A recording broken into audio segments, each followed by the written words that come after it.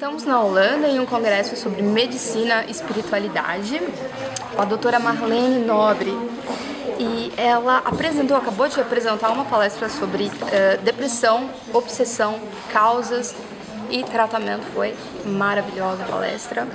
E ela é presidente da Associação Médico Espírita do Brasil Internacional e é uma autoridade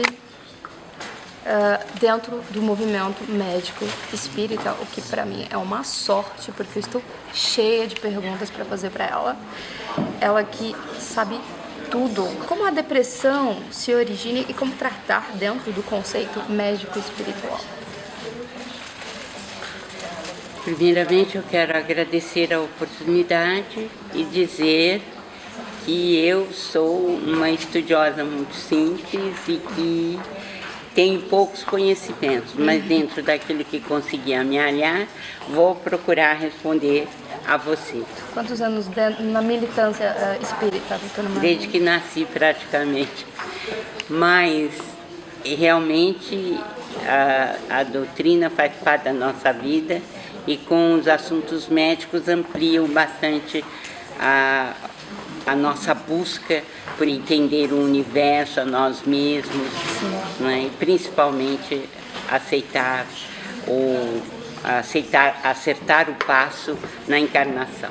Bem, vamos diretamente à resposta. Okay.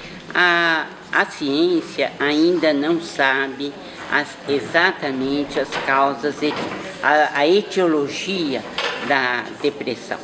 Então existem muitos fatores que são considerados, né? Os fatores, por exemplo, genéticos, que aparecem em 70% da depressão quando está nos casos de bipolaridade, de 40% quando está no unipolar, e também as causas familiares, exatamente pelo problema genético. Mas conhecermos mesmo profundamente a depressão, ainda não conhecemos do ponto de vista da psiquiatria e da psicologia. Mas o que ajuda muito no entendimento é o fator espiritual. Porque se existem fatores genéticos, se existem fatores orgânicos, se existem fatores diversos, nós consideramos no paradigma médico espírita que a depressão está ligada à questão também de fatores espirituais e que esses são importantes. Muito interessante, porque muitas pessoas dentro do meio espírita desconhecem esses fatos, né? E Chico Xavier coloca como sendo um dos fatores assim essenciais no estudo da depressão, o complexo de culpa. E esse complexo de culpa está ligado a ações de existências passadas ou ações nessa vida mesma. Ok. A gente chama isso de doenças psicossomáticas? Elas seriam... Bom, a depressão é um transtorno neurótico, né? E é um transtorno que ocorre no campo das doenças da alma, das doenças psíquicas, né? Mas as doenças psicossomáticas, elas são em grande número e dizem respeito a reações que a alma tem frente aos inúmeros fatores que a pressionam no dia a dia da existência corpórea. E o que a doutora tem a dizer sobre a influência dos pensamentos na nossa saúde física? Eles são essenciais, né? São essenciais. Porque o pensamento, ele é a secreção do espírito. Ele, na verdade, é a secreção do corpo mental, que é um dos envoltórios do espírito. Porque é preciso que a gente lembre que na constituição do ser humano nós temos espírito, corpos sutis e corpo orgânico, corpo físico. Dentro dos corpos sutis nós temos corpo mental e temos o perispírito. o corpo mental é responsável pelos pensamentos. E pelos pensamentos nós estamos ligados, né, a milhões de almas, porque estamos conectados a uma rede. Os pensamentos nos conectam a uma rede. Eles formam um emaranhado, um emaranhado quântico. E de acordo com o tipo de pensamento que nós emitimos, nós granjeamos as companhias, tanto espirituais quanto as companhias dos encarnados mesmo. Então a doutora afirma que a autocura é possível. Autocura, tudo é autocura, tudo.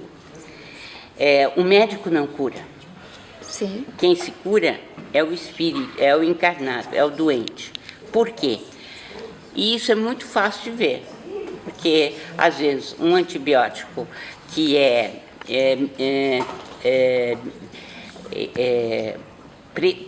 prescrito para um paciente serve muito bem, mas para outros não é a mesma coisa. Então, cada um de nós aproveita o remédio segundo suas possibilidades.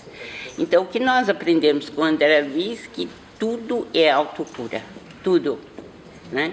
Se nós não quisermos, nós não nos curamos.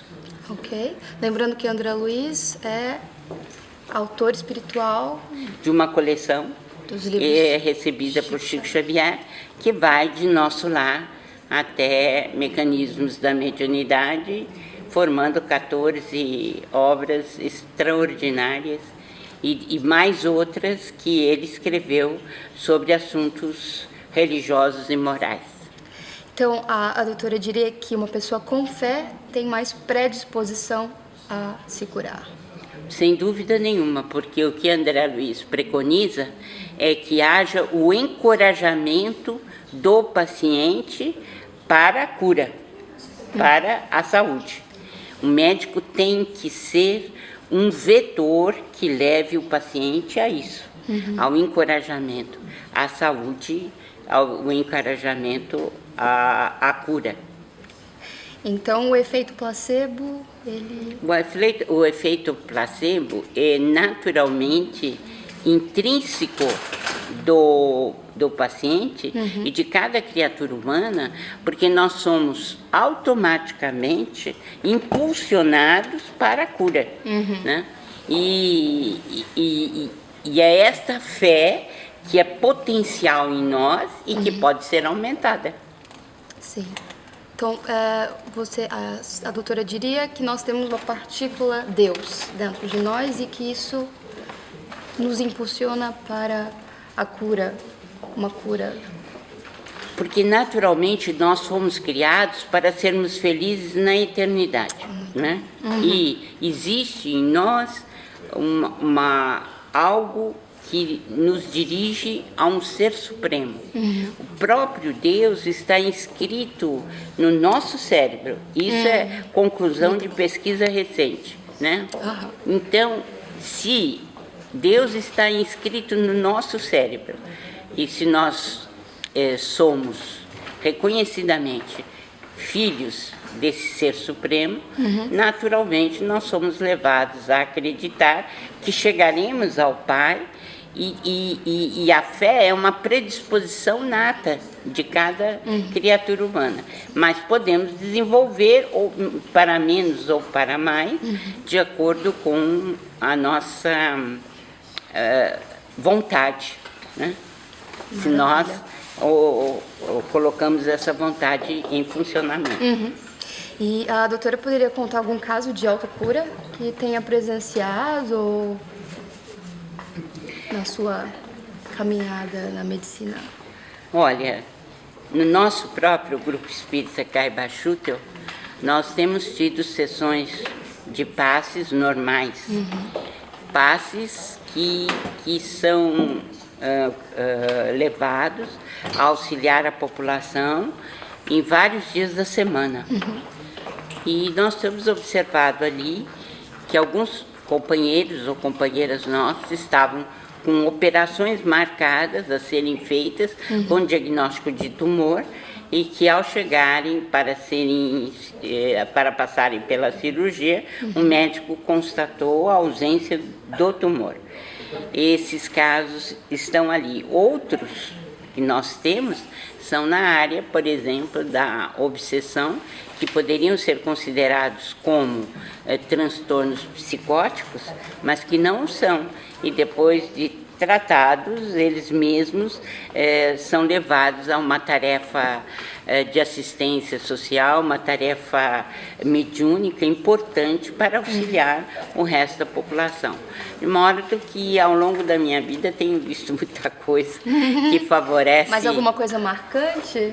Sim, por exemplo, um câncer que estava generalizado, né, e que levou a paciente, em sua fé, levou a exterminar esse tumor e inclusive as metástases desapareceram.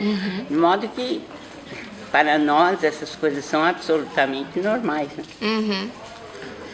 Então, a doutora... Não existe um milagre, né? Não existe um milagre. Não, milagre não existe. O que ocorre é uma cura que poderia até ser considerada como milagre, mas que não é, que está dentro das leis da natureza. Né? Então, os parasitas, os fungos, eles são uma criação nossa? Não, eles existem de fato, né? Okay. Tanto da vida... Digo, dentro do nosso organismo. Muitos estão ali, inclusive, para nos ajudar na digestão, né? E para trabalhar conosco, né? Na engenharia orgânica normal. Mas eles se tornam perniciosos ou existem parasitas que vêm de fora e podem se assestar no nosso corpo orgânico, dependendo do terreno, dependendo do que nós trabalhamos interiormente, né, e da forma como vivemos. Isso está bem explicado por André Luiz no livro Evolução em Dois Mundos. Né? Então, qual seria a postura para encontrar a verdadeira saúde? Tanto espiritual quanto física.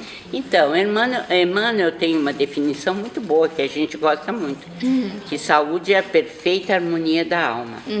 Então, a saúde aqui, ainda por muito tempo, vai ser algo bastante desastroso, porque a evolução humana ainda está muito a desejar. Né? Nós ainda não temos evolução suficiente. Enquanto a alma não se depurar, dificilmente nós teremos uma saúde perfeita. Então, à medida que o tempo passa, as doenças vão chegando, mas essas doenças são estações de cura. Por exemplo, o nosso perispírito, ele carrega em si todas as deformidades e desequilíbrios que nós andamos tendo ao longo de milênios de existência. E quando nós nos encontramos no vaso físico, no corpo físico, a tendência do perispírito é jogar para fora as questões negativas que ele tem. Então, o corpo funciona como um filtro, né, a senhora poderia... das imperfeições. Sim. A senhora poderia dar uma pequena explicação rápida do que é o perispírito para as pessoas que não sabem? Então, na constituição do ser humano, a qual já me referi, nós temos os corpos sutis. Entre os corpos sutis, nós temos o corpo mental e o perispírito, ou o corpo espiritual. E no corpo espiritual, nós temos, né, assim como se fosse uma cebola, são túnicas, né, dentro do próprio perispírito, que é o corpo causal e o corpo vital. E nós armazenamos no corpo causal todos os males que fizemos aos outros em vidas passadas. E ele fica armazenado no perispírito. Quando a gente renasce, é o corpo causal que impregna o genoma, ou aquilo que nós teremos como sendo os nossos genes, os genes das nossas células. Inclusive com a quantidade de genes, por exemplo, oncogenes, genes que poderão levar a carcinomatose, ao câncer, etc. E há genes para tudo, né?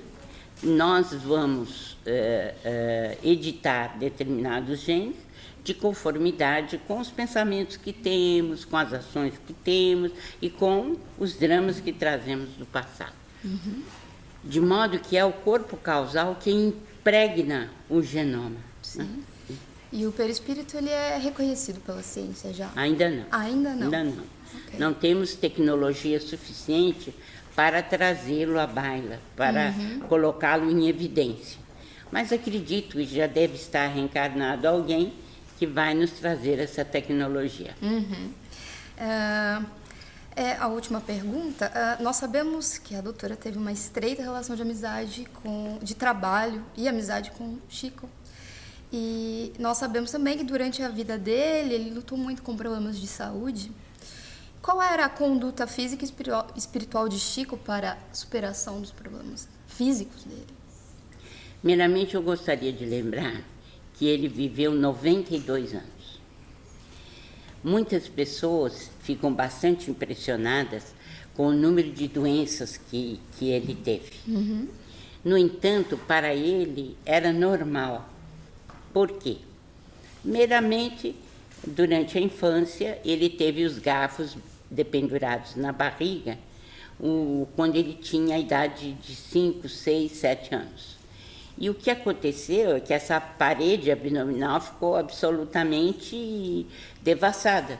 E ele teve que ser operado de hérnia estrangulada, justamente por causa dessa sevícia que ele sofreu no corpo quando era pequenino. Depois ele teve um problema do olho, mais tarde, né, com 21 anos, e a partir daí esse olho não mais respondia, ele ficou cego do olho esquerdo, mas todas as doenças que ele sofreu, ele superou com distinção, na minha opinião. Por quê?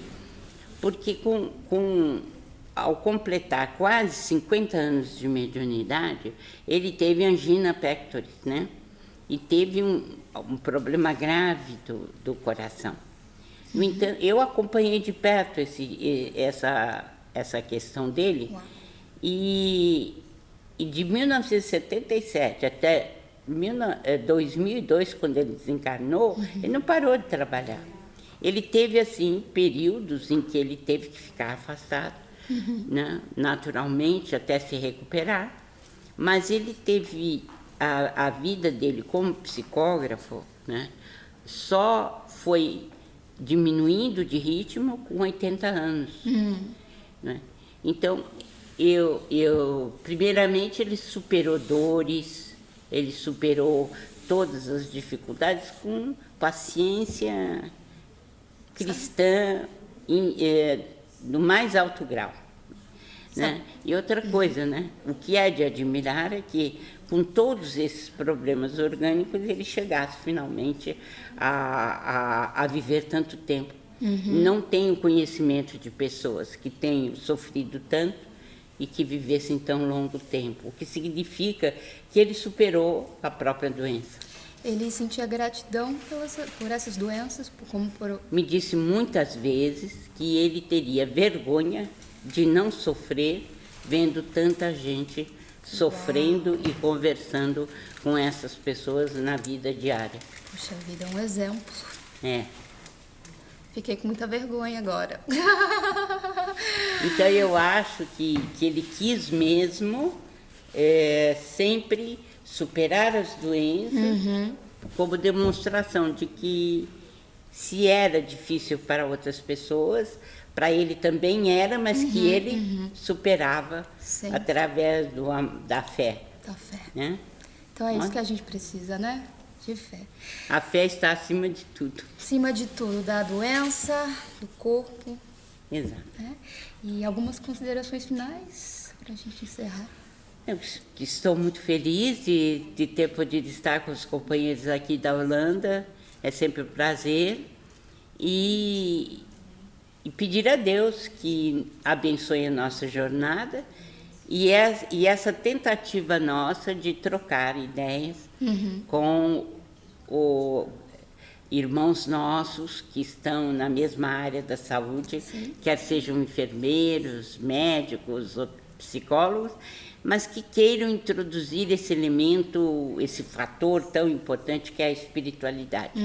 Então, nós estamos muito felizes com essa oportunidade aqui da Holanda e esperamos que ela se repita de outras vezes. Espero que sim, muitas e muitas vezes. Muito obrigada, a senhora é um amor.